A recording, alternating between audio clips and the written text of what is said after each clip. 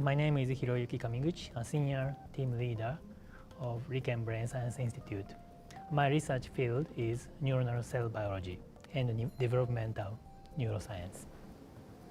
My name is Yoshio Hirabayashi. I'm also team leader of the Brain Science Institute. I'm really biochemist, especially lipid biochemistry and glycobiologist. My name is Adam Guy. I'm a researcher in the Kamiguchi lab at the Riken Brain Science Institute.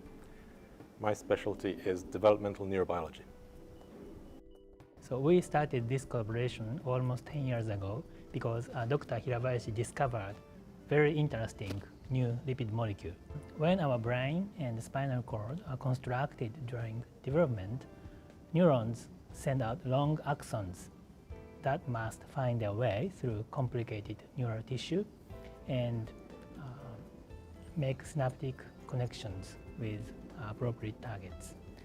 In this science paper, we have discovered a new lipid that tells axons where they should go.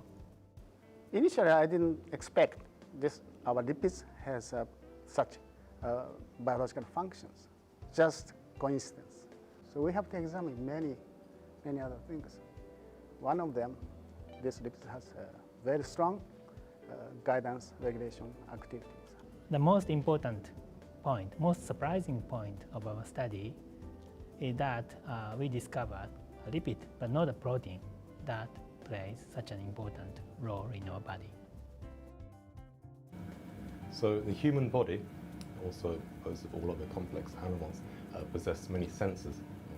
Among them are nociception, which is sensation of pain, and proprioception, which is the perception of one's posture, one's body. Nociceptive and proprioceptive neurons, they have their axons coming from either the skin or the muscles, but their central projections, the one heading towards the spine, they actually enter the spine through the same place, but make connections in different parts of the spinal cord. And that's because for nociception, you send information about pain to one part of your brain. For proprioception, which is more of an unconscious process, that information is sent to a different part of your brain.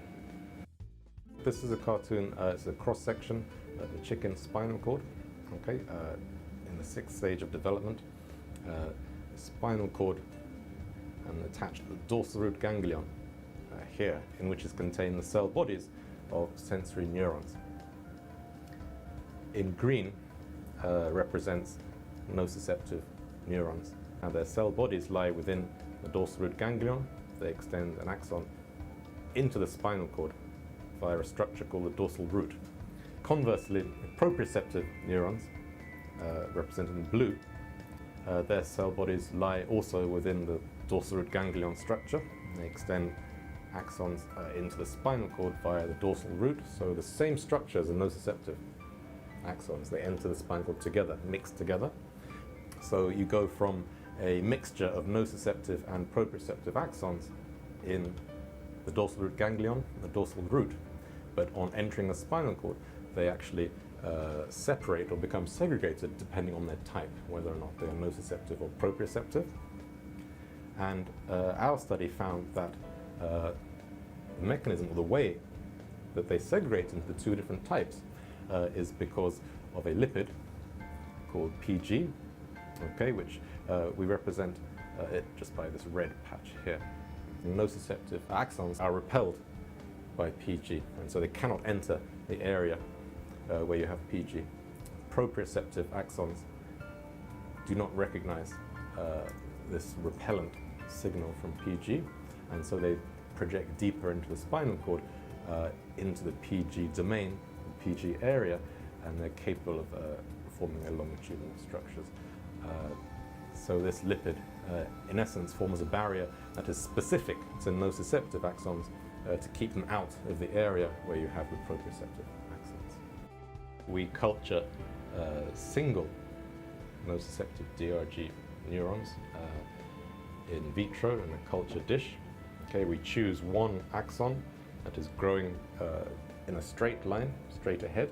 We can actually introduce a microscopic gradient of our lipid species from an angle here. And what happens, we take a photo every 5 minutes, okay, we call it a time lapse, and we observe how the axon, as it approaches this gradient of your lipid, how it acts. It can do one of three things. It can turn towards the higher gradient, the higher concentration of your lipid, or it can turn away from it. Alternatively, the axon can simply ignore the gradient and move on in a straight line. This is the axon here. The structure at the end of the axon is called a growth cone, okay? And you'll see that react to the concentration gradient as time passes. So within 10 minutes already, you can see there's a very strong response. The axon with the growth cone at its tip immediately turns away from the source of our lipid up here. So we would call this chemorepulsion induced by our lipid of interest.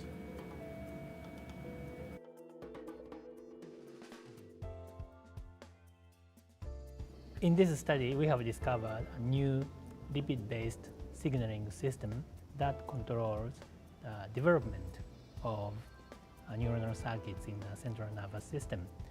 And I'm interested in continuing this research, and we will next investigate whether this lipid-based signaling system can be a therapeutic target for spinal cord injury. And I think you must be interested in the role of these lipids in different areas. So this lipid is quite new to us. So we have many questions as a biochemist. First is how these lipids biosynthesized in the specific cells, tissues. Also, how bioactive lipids, lysolipids, is generated.